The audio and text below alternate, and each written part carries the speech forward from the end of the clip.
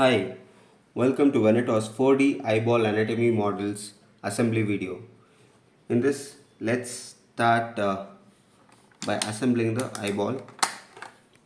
This is the most critical part in which we need to hinge the upper and lower portions of the eyeball.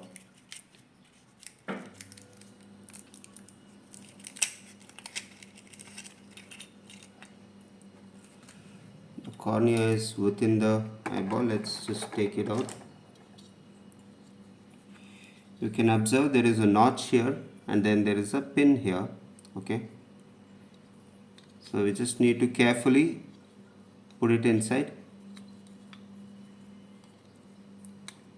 Need to first place one side of the hinge and then delicately slide the other side.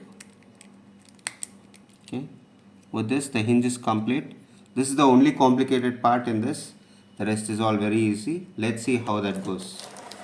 Okay, so let's go to the next portion, that is the vitreous humor. In the vitreous humor we have two parts, and you can observe there is a notch cut here and then a notch mark here. Align them and then just press them together. Okay, next let's take out the eyeball, separate them. Yeah.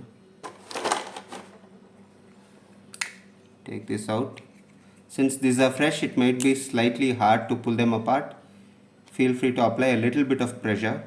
Okay, now always before while assembling the eyeball, first take these two parts, place the vitreous humor inside one side and then lock the pins here. Okay, make sure this is properly locked and then use the other two sides to complete the eyeball. Okay. By experience I can tell this is not correctly fitting. That is, in this entire assembly there is only one thing which can go wrong, that is these two sides can get exchanged. Since these are designed like puzzle, each side should go to the appropriate side itself. If it is interchanged, it will not fit properly. The technique here is, if you observe here, the notches start from the smaller size and then increase by size. Okay, but you need not really worry so much.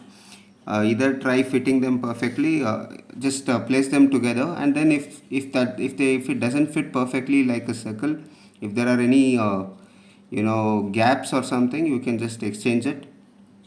Or once you put in the lens, okay, let's take out the lens. Once you take out the lens, place them here, and then the iris and pupil, you need to match these structures, color coded structures.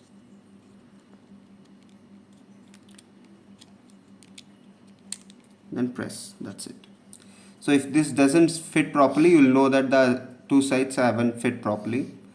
So then you can exchange them, interchange them if it's not fitting properly. Okay. So once this is done, let's take out the optical nerve. You can observe there is a pattern hole and then a pattern plug. You can just assemble them. Now this will go inside the eyeball. The cornea will go inside the sclera. So you can observe there are pins on the outer side of the cornea, and then there are notches on the inside of the sclera. Okay, you can observe that there are one small and three regular sized notches. So just the small one here is on the left side. You can just place it there and lock it with the lacrimal gland.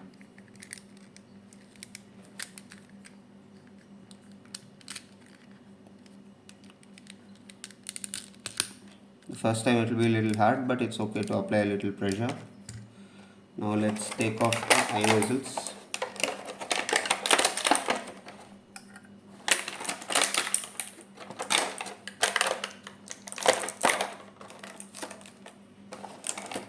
there are 4 eye muscles, and you can observe that all four are different in shapes.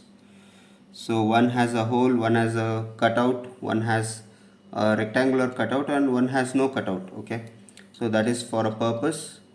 The angular cutout will go next to the lacrimal gland. So there is a technique while assembling the eyeball for these eye muscles to fit perfectly. Always, if the the rods and cone structure shown here, if it's in the first quadrant, it will fit perfectly. That is, the optical nerve should turn towards your right when you're looking it from the forward. The optical nerve should turn to your right side. Okay. So just assemble them.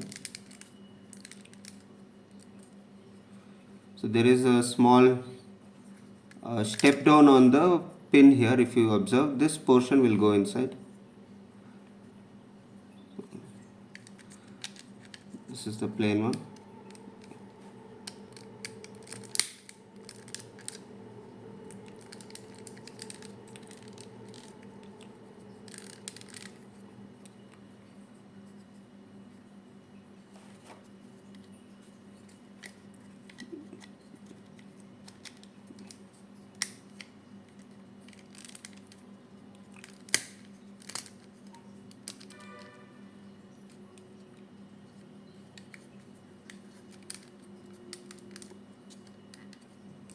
Another important detail is behind all eye muscles there is another cutout here. This is just for the assembly purpose.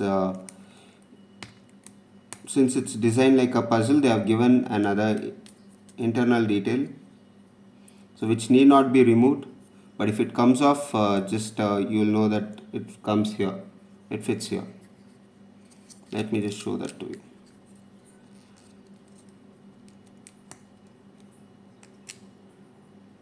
Okay, so if this comes off, so you need not worry, it is designed to come out. It is just another part of the puzzle.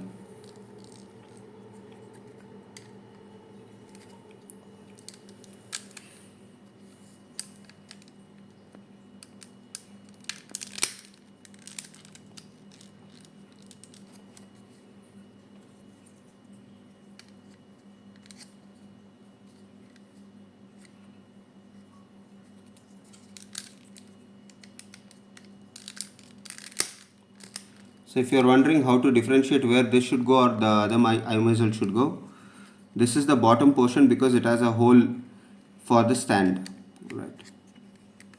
So if you consider, this is the top, this is the bottom side where the one with the hole should fit.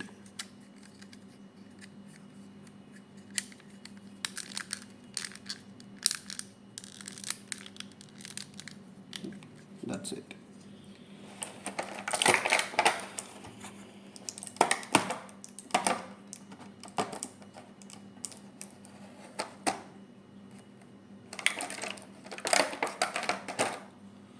So with this you can just use the eyeball. So this is the stand connection. Actually you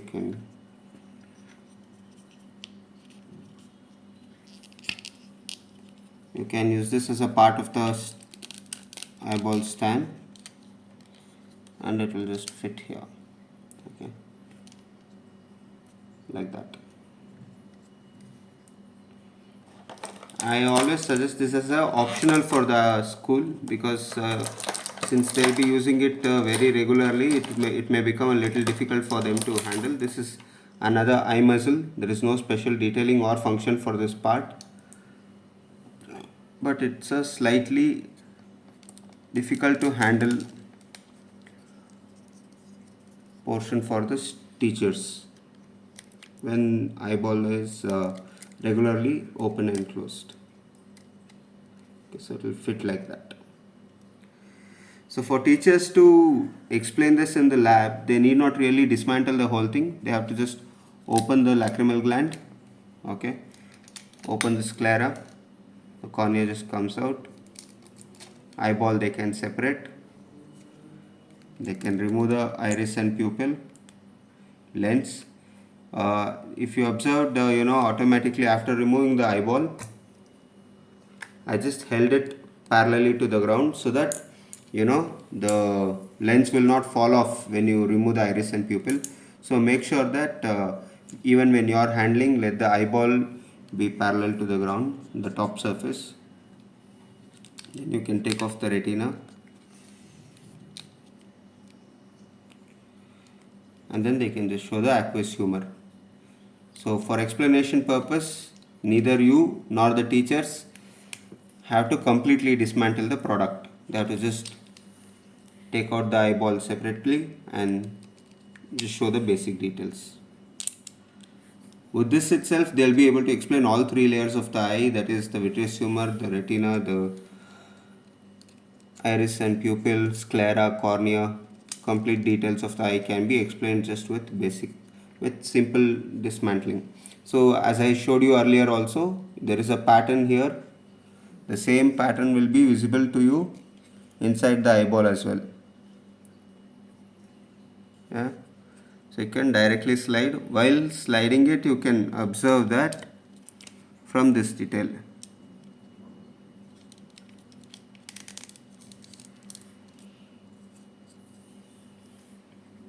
Now put back the cornea, and then you can just lock the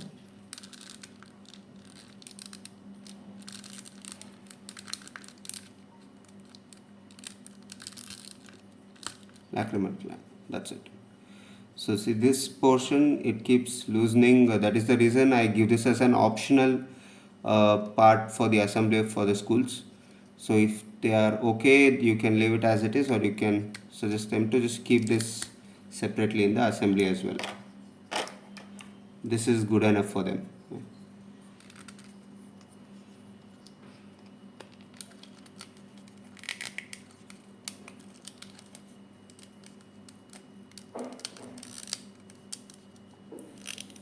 That's about it. So along with each model, you get a very detailed instruction manual which will be stuck inside the packaging. So in this manual, you can see what all parts can be shown, function of each of those parts. Okay, a small Q&A for students to make it interesting,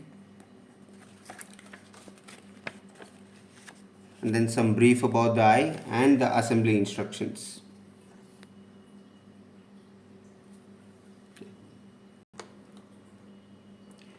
Okay, so let's proceed with the assembly of the 4D human heart anatomy model. Okay, let's begin with taking the bottom part. Okay, and then the adjoining piece, you can just connect it and press down.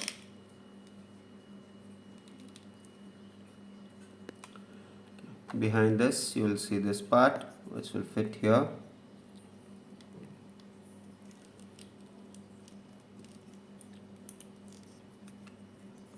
Make sure that all the joints are correctly fit. If there are any gaps, there will be challenges in completing the assembly, so make sure it's all completely fit. Okay, so we have this part coming next. This is the inferior vena cava. So these two fit here like this.